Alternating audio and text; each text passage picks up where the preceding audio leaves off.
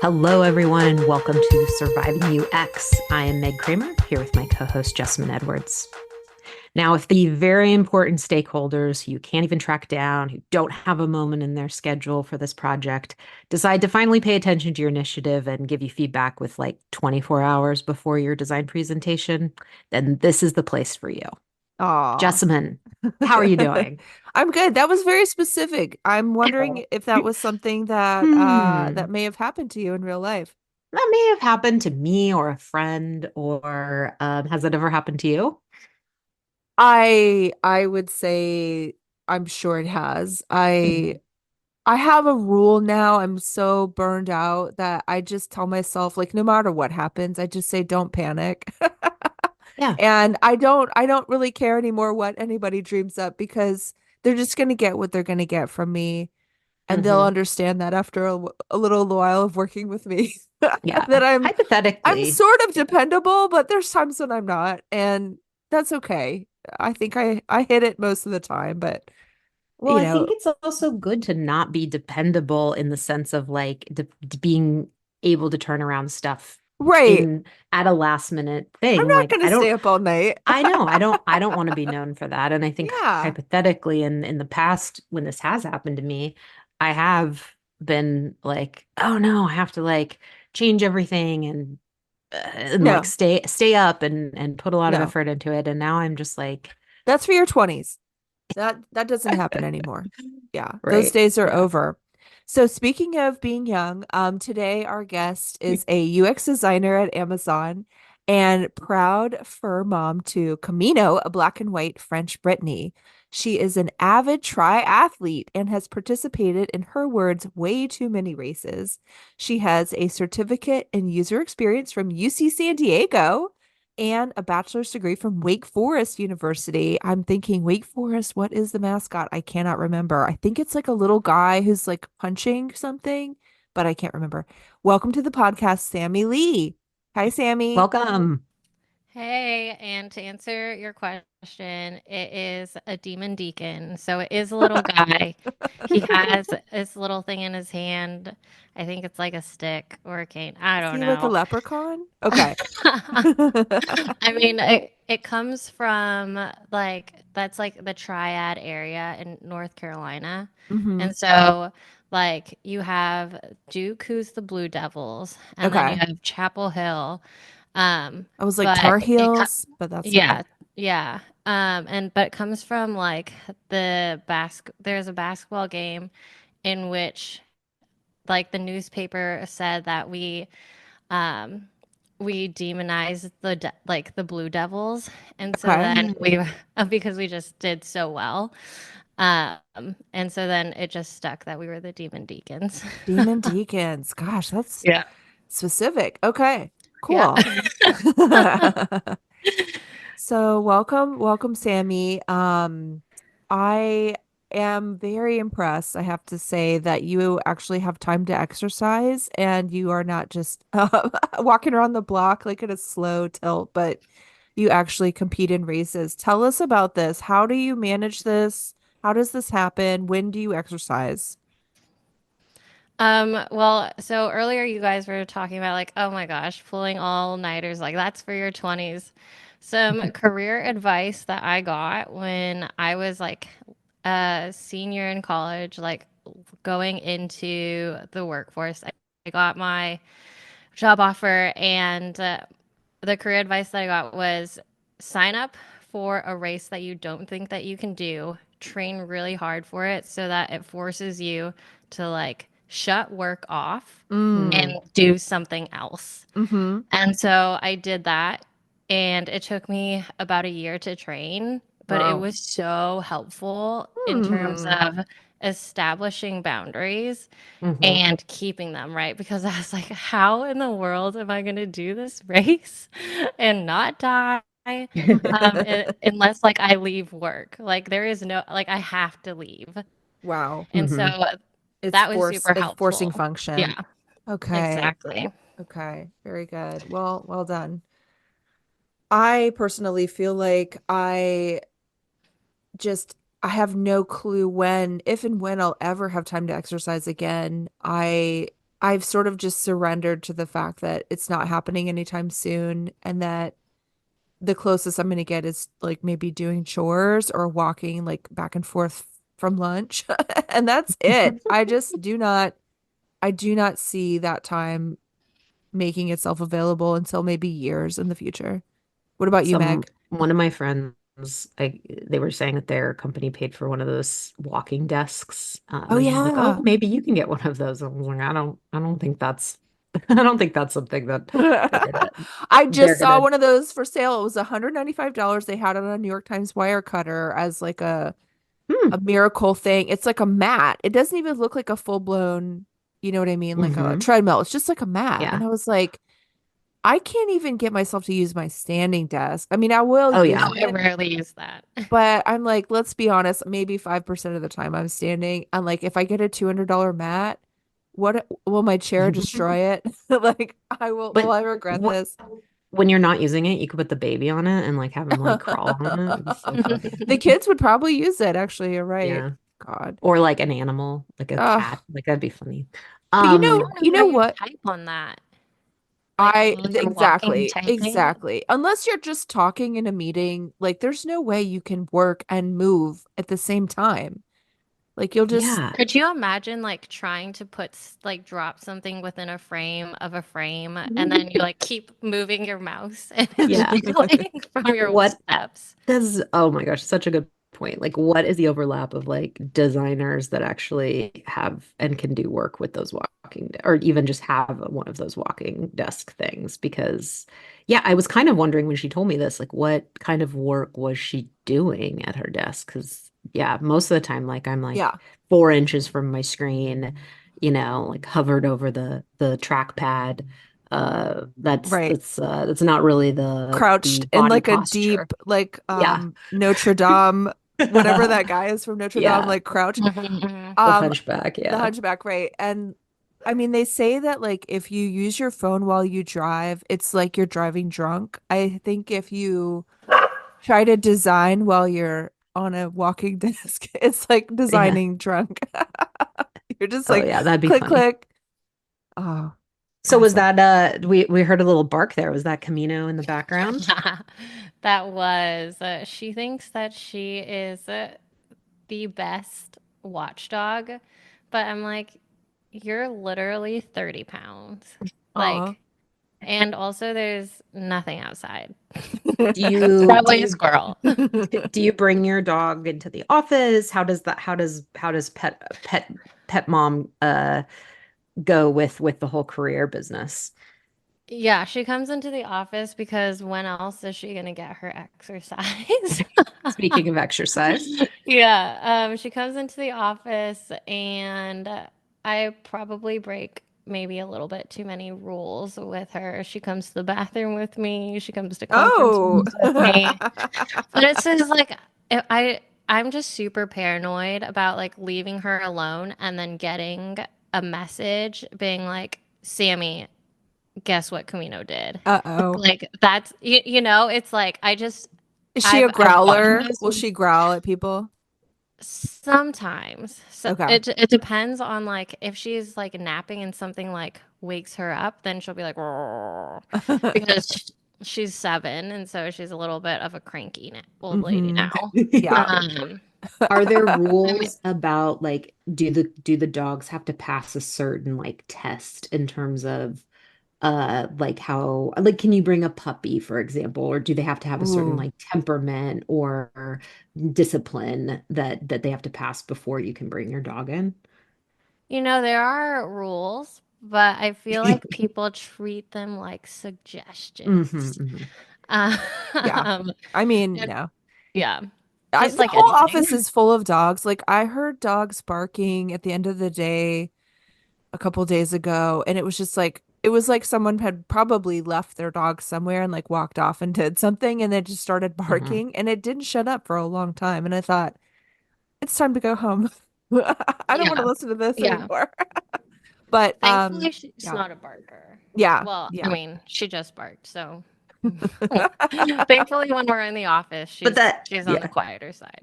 but that gave us reason to talk about her. So, We She had a just wanted to take coworker herself one home. time who had this little chihuahua named Tiki who would oh, bark Tiki, rest during in peace. meetings. Oh, did she die? Oh God. Yeah, I'm sorry, Tiki Teeks. passed. Oh, Teeks.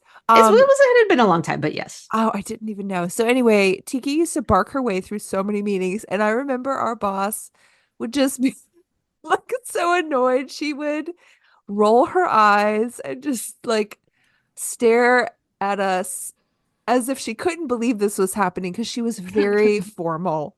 But for whatever reason, like she had relocated to California from London or something, and she was very much adapting to the California like office style of the dogs in the office. And like the owner would just be like, Tiki, Tiki, Tiki, Tiki, Tiki. And that would be our meeting with like, some serious design news or whatever about the company. And then Tiki, Tiki, Tiki, Tiki. And I still remember those meetings. Those were such a hoot. Oh my God, Tiki. Oh. Sammy, tell us more about your work style. So clearly there's a dog involved. You have hard boundaries when it comes to leaving work and exercising. What else? What are the things that you do at work that are your favorite guilty pleasures? Oh, getting coffee, obviously. Okay. How Uh, much coffee are we talking? okay, I stick by like 1 cup a day. But if somebody asks me to go to coffee or if I want coffee, I will always say yes. I just won't get anything. And Oh, so any excuse to like get just up get and get up. away is Hmm. like I take it. Okay, so tell me because I've had this happen where I ask someone to lunch and then they don't want to eat lunch. And I'm like sitting there shoveling food in and I'm like, this person's just sitting here watching me. Why didn't they tell me they weren't going to eat? Like I would have, you know what I mean? I Does feel like that it's different. okay. Like I feel like with because you don't want to eat by yourself, right? But it's like with coffee, you're just walking and talking. And Okay. so, or like you Hmm. grab it and you like walk and talk and you go back. But yeah, I feel like with eating, if the other person doesn't eat, then it's weird. It's awkward. But it's not awkward Yeah. with coffee, you would say. No, because it's like you go up, you like give your order, you grab it, and then you like walk back to the office. It's just like a Hmm. mini break, which Do you I leave love. the office? You don't just stick to the coffee shops inside the office, you actually leave the building? Yeah, so our building that we're in right now doesn't have barista coffee. And wow, I sound so snooty. But the barista coffee is like a good 10-minute walk from our office one Oh, way. wow. And so then we just go into another building, snag it there, and then we walk back. Walk back. Okay. Actually, That's a good I could, excuse for a that is walk, good. though. That is Yeah. good. Fair. What else? What are your other like little secret rituals or time wasters at work? Anything else that you love to do? Um, okay, well, it's not like a guilty pleasure, but if you see me on a meeting, and I'm in the office, you will probably see this huge big gulp jug Oh that no. is like on my desk. Oh, And I it's because know what you're talking about. you've seen it, right? Not yours, but I saw one the other Okay. day and my eyes almost popped out of my head. Is it one of those that's like the size of a human torso? No, it's not. It's about the size of my head. Okay, okay. But my parents got it for me for Christmas as like a gag gift. That is so funny. And so it has my name in like huge Sharpie like letters, and it says like, "Hello, my name is Sammy."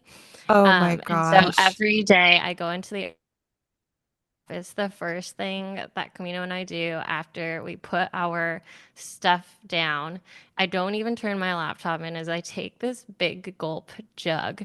I walk to the kitchen, I fill it with water, and then I like walk back and I set it on my desk. And there's this like obnoxious straw also like coming out of it, right? And Is it so like a my goal gallon? is So to, you're at like the water yeah. dispenser for like a full 5 minutes filling it up. Oh yeah. And I'm Hilarious. like, before I leave, I have to finish it. Whoa, Because really? Oh my gosh. I That's a mean, lot. I will take breaks wherever I can find them, Okay. like coffee breaks, potty breaks, You're all of building it it. in. Yeah, you're setting Yeah. you're setting yourself up for Oh, yeah. success. Mm. But yeah. Well, listen, Sammy, one of the reasons I wanted to have you on because you actually are one of the few designers that I have worked with that holds design workshops. And when Sammy and I started working together, she was doing design workshops and the real, like the kind that you see in pictures, where Mm-hmm. people get together and they write on sticky notes and they put it on the wall and they talk and they gesture with their hands. And I'm like, this is something that I did maybe like a decade ago. And then I have sort of abandoned because so few people are willing to actually fully participate and engage in them that, and I think also the pandemic kind of obliterating like actual collaboration. Um, I feel like this is something that I haven't even bothered to try in so long. So tell us, Sammy, like, why do you do design workshops? Do they really work, or is it just for the photos for your portfolio? That's so interesting.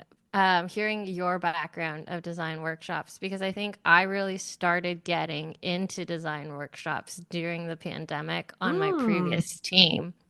I interesting. mean, I had Okay. done like in college, I had like one class and it was like physical design workshop. But I mean, you're in college, right? How serious are you taking Wow, that's cool. classes? That was a class.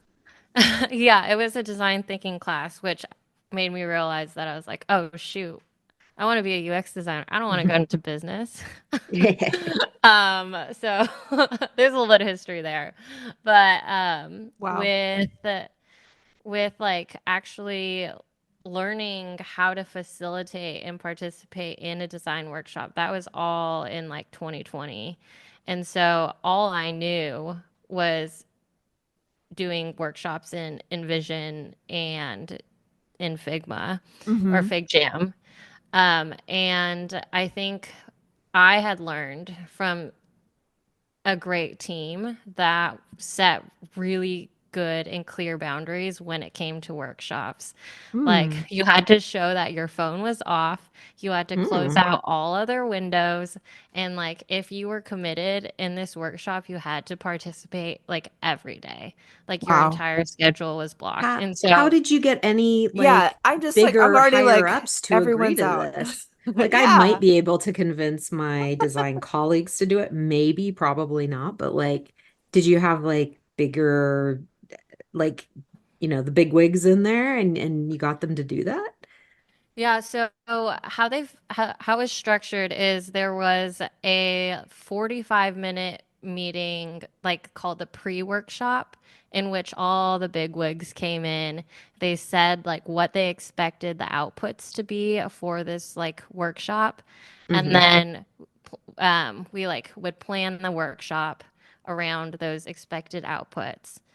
And then we would have the workshops, but every day, the last 45 minutes to an hour, the bigwigs would come back in, check in on progress, provide Hmm. feedback. And so they only committed an hour a day for Hmm. the duration of the workshop, whereas the designers would be the ones that would invest the majority of the time, which I think it makes it a lot more fun, right? Wow. Because you can bounce a ton of ideas when Hmm. you have the freedom of like, hey, there's nobody in here right now that's gonna judge. Like that's for Mm. later. Hmm. So Hmm. like let's just go crazy. Nice. Uh, yeah. So that's like that's how I learned. And honestly, I think having hosted a handful of workshops in like our current org, I feel like those boundaries are so necessary Yeah. Hmm. because I feel like I'm constantly fighting with people's time and Yeah. like Hmm. attentions in these, and it gets a little bit easier once people realize like the value of doing these. I had a couple of devs who like started and they were like not super in it, but then Hmm. by the end of it, they're like, oh my gosh, Mm. this Yeah. was so fun. Like, this Wow. is like such a great way to like actually solve these problems. And I was like, yeah, it is. Welcome Aw, to my job. that's so Right. cool. Meg, what about And you? Like, yeah. what's your experience? So like I've done like a couple of those like maybe like slightly multi-day ones in the past or like half day, multi-day. And then I did like I do like the process. I think there's tons of value in it. Um, but then like the whole like getting people's time is such a factor. And so then I would like the ones that I remember doing like most recently, except for like the most recent ones I've done, I structured to be like just an hour. I like would Mm. invite, I would do it multiple times. I would lead it multiple times, but I would pull different people in like smaller groups Oh, and okay. try to condense the brainstorming, condense the drawing exercises, condense the feedback stuff. And it was it was like the way I thought it was possible to do it. And so actually recently I was like, I want to try this again. And I was nervous about doing it and trying to ask people for an hour. And Hmm. so I asked for a half hour and I tried to do it in a half hour. And then that's even more crazy because like Hmm. Yeah. people are like coming from meetings and not really present. So Sammy, what Hmm. I like about what you're sharing for me is that maybe I need to go the other direction of like, if we hold this time for this activity and you get people that are willing to do that, then the process might have richer benefits and be a whole lot better, like a better experience for everyone. Because I have the same like I have the same conclusion around people who are kind of like, I don't want to spend this time or whatever. Almost everybody is like, oh, this was fun. This was cool. Like, Hmm. I'm glad I got to be involved. And and so that's how I try to pitch it too. I'm like, this is going to be different from your day to day. Like, this isn't another meeting. Come in. It's going to be, it's going to be different. And for the Mm. most part, after it's over, people agree that that's, what it was, like you were saying. It's just getting them in the door and getting them to like devote the time. Yeah. So anyway, you've inspired Seriously. me. Maybe I'll I try it know. again. Sammy, honestly, like I'm so crusted over with like skepticism and pessimism that like when recently like someone said like, "Hey, everyone should be doing workshops." I'm just like, I can't. I can't. I've done them where I literally had people rolling their eyes or I made like printouts, of the Hmm. Yeah. personas for people to fill in and they didn't even pick them up or Yeah. write anything in them. Even if I was Yeah. like, we have dedicated time for this. Like they just were like kids in school who like crossed their arms and like, I'm not gonna do it. And I'm just like, all right, then fine. You know what? Yeah. I if you can't relax enough, like for 5 minutes to just write something on a piece of paper or have a conversation with me, like you're so wound up that you can't Mhm, participate, then I'm not going to do this kind of stuff anymore because it makes me feel too vulnerable. It makes me feel mhm, too Hmm. like scared that I'm going to be like dismissed or ignored and that these methods like people just don't have the tolerance like to be creative because they're so used to being like, okay, it's a document or it's a PowerPoint or we're not talking. Like they can't get out of that. And I don't know. I feel like I need to maybe give people another chance. Sammy, do you do any icebreakers or like things to Yeah. get people to like get like Food. more into that space, Do that you like offer mindset? cupcakes? I mean, I operate under if I can get budget, I will buy Right. things. So I have asked like our manager for budget Hmm. for these things, and um, oftentimes she's like, "Sure, like what do you want?" And I'm like, Oh my "Great, let's do God. it." Amazing. Um, yeah, and so food's always a good one. I do icebreakers for for what's it called? Like for the first day, as we're like getting into Hmm. things. But then I shift icebreakers into something that is also beneficial for the workshop. Hmm. And Hmm. so for the second or third day, usually I've had people, like Jessamine was saying, that just like come in with their arms crossed of like, ugh, Hmm. what are we even doing? And typically those people just want to talk. They just want to like Mm. say their feelings, Hmm. get their opinions heard, and then like be like, this is the way.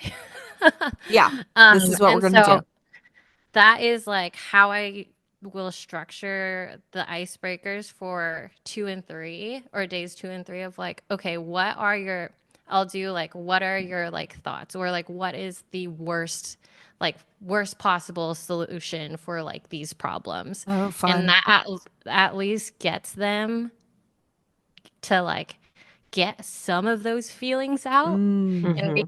a little bit more receptive because as they're explaining like this is why we can't do X, this is why you can't, and then I'm like okay, and then that's like your opportunity to like prod and pry or boost their ego a little bit and be like Mm. that was that's a good thought, like we do need to Mm. keep that into consideration.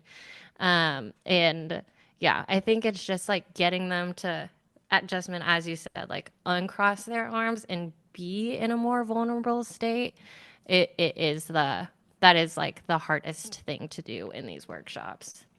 I Yeah. am in total awe that you hold workshops that have a day 2 and 3. I mean, I just I can't even imagine it like in my wildest dreams. I am just so impressed. Um, I I have a question for you guys. Um, have you guys ever been in a meeting where the only thing you did in the meeting was talk and you didn't have Yes. an artifact? Okay. How do you feel about those meetings? Are those meetings worth having or are they total waste of time? I have an immediate and strong reaction, but I Oh, I feel like I should let Sammy go first. okay. Yeah, Sammy, you're Since our she's our guest. guest. Please. I also have an immediate and strong reaction. But my first question is like, what's the purpose of the meeting, right? Like, if this Mm. is like a one-on-one, then I'm totally fine with Okay, just fair. chatting, not having an agenda. But if you've got 6 or 7 people in the room for an hour, you'd better have an agenda. Right. Like, do not oh, the thing that like rubs me the wrong way is when people are like, okay, we're gonna ideate for an hour. Oh No boy. structure, no no fig jam. We're just Right. gonna ideate via talking. We are And talking. I'm like, are you Uh, kidding me? Like this what is that like means we is that they've been asked to do something and they have no idea where to begin, and so they're trying to outsource the work. and I'm just like I I feel like it's pointless. There's Meg, my opinion. what about you? I cannot sit in a meeting with, again, 6 or 7 people. We all start talking about whatever subject it is. We're trying to solve a problem. We're trying to move, like unblock, or move forward with something. And we all start talking about the problem or and if we don't have an artifact to look at and like all ground ourselves in, I get so antsy and Oh, I me too. I want to share my screen Yeah. like immediately, and I'm like, can I just bring up my timeline? I'm going to do it. Like, just I'm going to share my screen. I'm Right. going to share my screen right now, so at least we all have something to talk to. Mhm. Right. Because it makes me so antsy to do that. And so yeah, I Yes. definitely am like the first person to be like, let me create that artifact so that we have something that we're Something. all looking at together. And then we can be like, oh, that can't be possible, or that doesn't work that way, or whatever. Yeah. But at least we're Well, and not I think just yeah. talking. Yeah. Yeah, and I think like something that Jessamine has said in so many meetings that I love Uh-oh. is she's hey, I love it. And I think it's such a good it's such a good like way to just reframe and like get everybody back on track is like, is this your opinion or is this like part of Mm, like or is this like part of a constraint or part of a mhm, design system mhm, or like is there a reason for this or is this just your opinion and you don't like it? You mhm. know, and I feel like without those artifacts, it's so hard to call, like, to ask those questions because you have no artifacts. Right. You have nothing to like base it on. And so it's just people with big opinions talking I all the yeah. time. Mhm. I think there's people like I have literally been in more than one talk only meeting in the past few weeks, and I am so disoriented by it. I think something is going to happen. I think any minute someone's going to open up their screen and share something, and we're just having a preamble. And then I get kind of panicky at like the 20-minute mark, and I'm like, Mhm. oh, wait, are we just talking about this topic? Like Yeah. there's no artifact, there's no deliverable, there's no document to critique, like there's nothing to work against. Yeah. We're just chatting. Like, oh God. Is that just us? Is that just our way, like Do we, the how do we have too we high of work? standards? Or yeah, or is yeah, I do the know. other people in the room like think that this is like normal and fine? I don't Exactly. know. I think it's a weird Part of culture thing. part of me is like, if we have a talk only meeting, like, did you not prepare? Right. That's the really judgy side of me. It's like, did Yeah. you like are you just being lazy and wanting and like not preparing and just taking like I don't know. Yeah. I feel like especially as UX, we are expected to have so many artifacts all the Hmm. time. Hmm. Hmm. And so the least you can do is set a purpose, Yeah. set an agenda, and like have and like spend our time well. I mean, I feel like I've gotten better at this lately, but I will, if I don't feel prepared for a meeting, I will have no qualms of like rescheduling it, even if it's at the very last minute, because Hmm. everybody loves having time back. Hmm. And they're like, Yeah. oh, thank God, one less meeting in my day. Like nobody has ever complained that I rescheduled a meeting. So I feel like just do yourself a favor and do everyone else a favor and just put some time into it versus trying to wing it. Because I feel like in the past, I've wasted people's time being underprepared because I was like, Hmm. I scheduled this meeting and I've got to have it now. It's like, who cares? Nobody Hmm. cares. Just reschedule. Um, well, folks, I think we are at our time for this episode. Sammy, I want to say thank you so much for joining us and for sharing all of your wisdom around workshops, exercise, and um, meetings. So thank you for coming on to Surviving UX. Yeah, anytime it was fun. Yay. If you need advice or sympathy for your UX career, write to us at survivingux@gmail.com. Bye bye. Bye. Bye.